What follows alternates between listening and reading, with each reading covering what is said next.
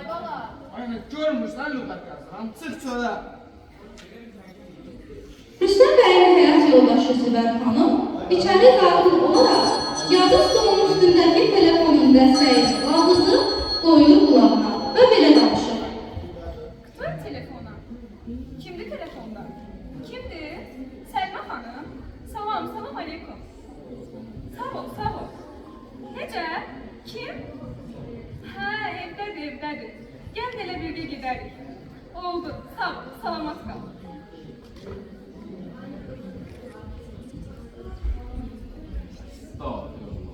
Estağfurullah. İndi keçək olmaz versin. Qiymətli daşraq aləmin heyecanədir ki, hələ buna bəhrlisən daş tapılmamışdır. Mənim qanacağıma görə almasdan bəlkə dünyada yoxdur demək, özü böyük bir səhv və qələtdir. Almasdan bəlkə dünyada çoxdur. Gülərsən.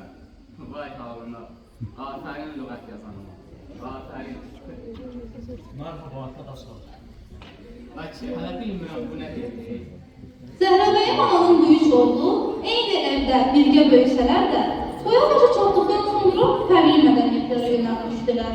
Buna səbəb Rüstəm bəyin Rus, Mirzə Məhəmməd Əlinin Fars, Səməd Vahidin isə Türk təhsil almasıdır. Oğullarını həmrəy görməyən ana isə çox kədərlidir. Ay bala, sizin mən qurbanınız olun. Mənim sizdən başqa işin peşəmli var. Bu qızı hər yandan istidir axı. Gəlin bir tədbir tökün da. Rüstəm, sən kimdən səhvlisən? Bu iş belaman deyil. Qız gəlir xoşluq edər. Kim istəsə, onu da gedər. Məndən olsa Gülbaharı, Aslan bəy. Estağfurullah.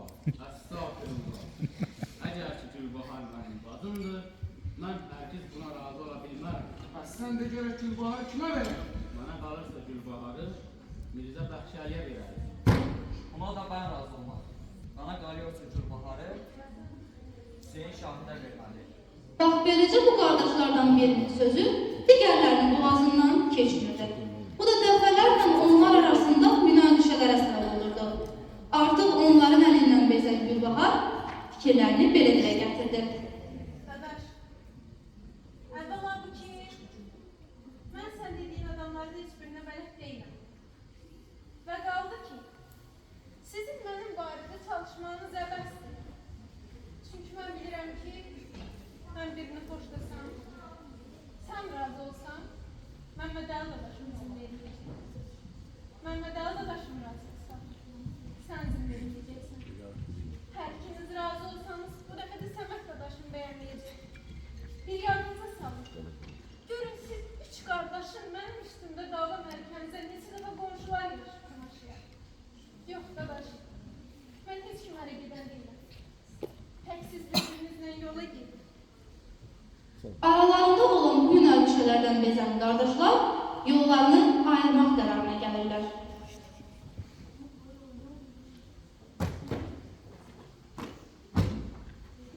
Hələ indiyənə kimi xalq bir şey başa düşmürdü. İndiyənə kimi xalq deyir, mərhaba Əbdülazımın oğlanlarına. Maşallah. Biri Peterburqda ilə təhsil edib, biri İstanbul'da, biri də Nəcəf və Əşrəfdə. Maşallah. Siz də oxuyub alim ol. Amma bundan sonra ağızlarda söylənəcək ki, tamam bu alimlərdən biri Qısır Küsüf Qazi yazır, biri Məfail-i faalətdir, biri də vallah, heç mən özüm də bilmirəm ki, nəçiyəm. Sana Rüstəmdir. Əksər ilama və qırağadan mütəvair rəvayətdir ki, əl-şəhdə həfiz minət şeytan. Yəni bilirsən bunun mənasını. Nədir? Xeyir. Bilmirsən təfsir edir.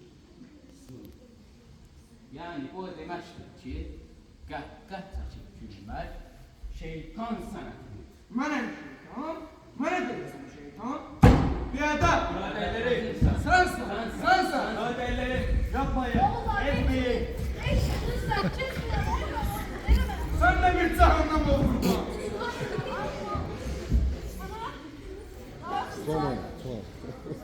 Ben işi başlayacağım.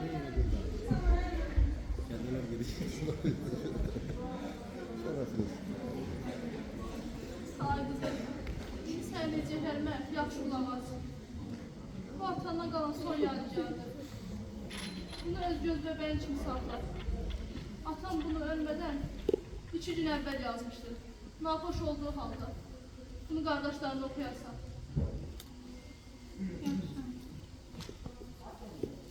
Qardaşlar arasındakı soyuqluqdan təngə gələn, anasının bu halından, çarəsizliyindən təsirlənən Gülbahar sonunda qardaşlarının kitablarını yandırmaq qərarına gəlir.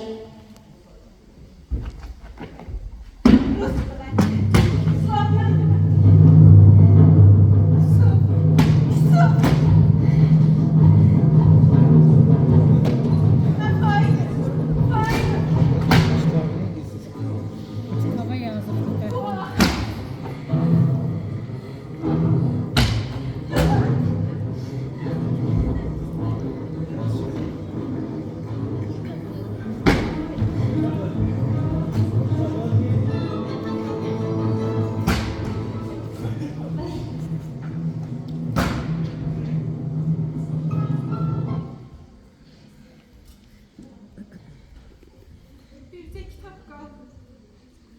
Anamın kitabı. Atamın öz əli ilə yazdığı kitab. Yer, göy, aylar və ulduzlar göylərdə seyr edib gəzə-gəzə yenə əvvəl-axır günün başına dolanırlar. Bunlar hamısı qədim əzəldə gündən qopub ayrılmış parçalardır. Mən etiqad edirəm ki, mənim də balalarım dünyada hər yanı gəzib dolansalar, yenə əvvəl-axır anaları Zəhranın ətrafına dolanırlar. Çünki ay və ulduz şəmsi parçaları olan kimi, bunlar da anaların ayrı ulduzlarıdır. Vay o kəsin halına ki, təbiətin həmin qanunu pozmaq istəyən, onun insafı və vicdanı ona müdamil həyat əziyyət edəcək. Nə qədər canında nəfəs var, peşman olacaq. Ana! Ana! Ana! Ana!